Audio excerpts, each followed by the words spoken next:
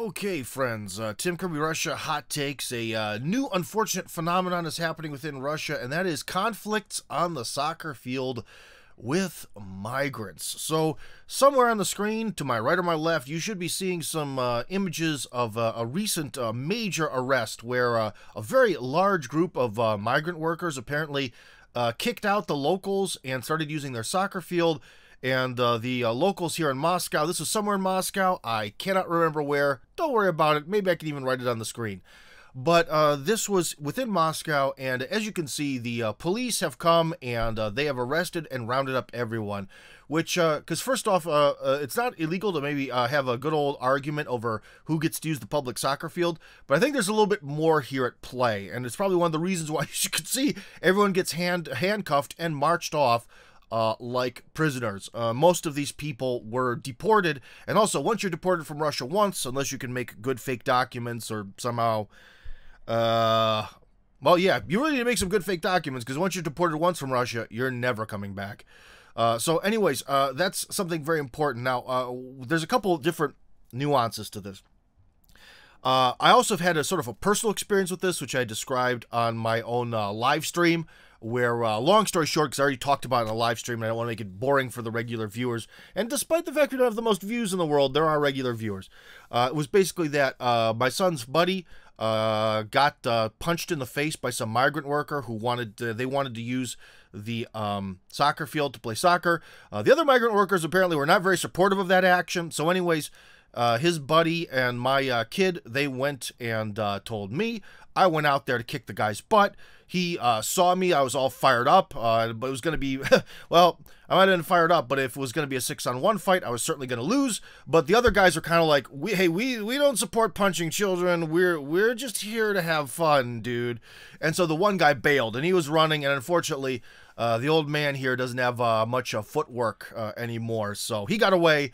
But anyways, so I just wanted to say that this has happened to me even personally, and I've heard more and more stories of this same kind of thing happening. And what I think is going on is there is a rabble-rousing attempt being made by certain anti-Russian forces.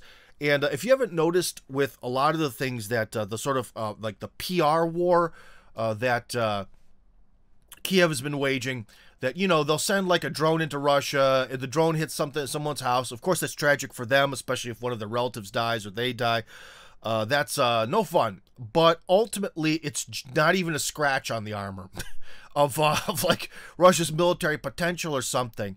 And so they're trying their best, or also remember how there was the sort of like, what is it, like the whatever Russian legions or whatever they have, which are like the new Vlasovtsi. The Vlasovtsi were the Russians who sided with our good mustachioed dictator of Germany during World War II. And, you know, to try to maybe make it look like there's some sort of like uprising happening in Russia. So I think that they're really desperate to cause any sort of social problems they can in Russia. Thus, I think this might actually be part of some grander scheme of certain individuals sort of going online on Russian social media, especially trying to tell people of the Uzbek or Kyrgyz or Tajik persuasion that, you know, you're being exploited as migrant laborers, which they kind of are, but so you should take back, you know, you should take what's yours, and try to sow like some anti-Christian hatred's probably thrown in there too. You know, you guys should, you know, you're the ones who are building the city. You should go and take that soccer field and use it. Because there's been so many clashes over these soccer fields lately. The ones I've even seen with my own eyes, as I mentioned earlier. So I think that there may be some sort of manipulative game at play as to why this is happening. You know, they're sort of stoking the fire. Because once someone is able to put some sort of idea in the sense of a meme. Not a meme like a funny picture, a meme in the original sort of scientific sense of an idea that's self-replicating and spreading like genes are. You know, the sort of meme of like take back the soccer field. It will prove a point to the Russians and they should respect you because you're the exploited class, blah, blah, blah. Once that meme gets out there, a lot of really, really stupid people see it and they copy it. Monkey see, monkey do. Am I calling all migrant workers in Russia monkeys? No. I'm calling all people throughout the whole planet who immediately jump on any trend monkeys. Yes, that is what I'm calling, regardless of race or religion or ethnicity or whatever, or gender. So, okay, carrying on. So we have that aspect of things. We have the aspect where I think that there is something foul afoot, and this is some way to sort of sow discord or conflict within Russian society here. The other thing is there's been some attempts where I didn't quite know how to make a video about it without the video coming across, especially by YouTube's algorithm. Basically, the video would come across as being the opposite of what I want to say, but there have been some reports, especially by one of my personal heroes, Russian rap legend Misha Mivashi, that certain individuals who claim to be like Russian nationalist types, maybe they are, but generally Russian nationalists tend to be very not interested in the Russian nation, and also tend to very often not be Russians. But anyways, some certain types of people claiming to be Russians on a patriotic side have been burning Qurans somewhere. And I think that, again, that this is some sort of organized action to create some sort of hatred within Russia, because no one supports that. One of the things that's kept Russia stable over century upon centuries, and one of the big mistakes of the Soviet Union, when they had to crack down on religion, that created the blowback, that created all these conflicts, especially in the early 90s. Generally the sort of like live and let live kind of religious thing of we're passionate about our religion, but we understand that your ethnic group is passionate about a different religion, whatever, let it go. That worked. And no proselytizing. With no proselytizing.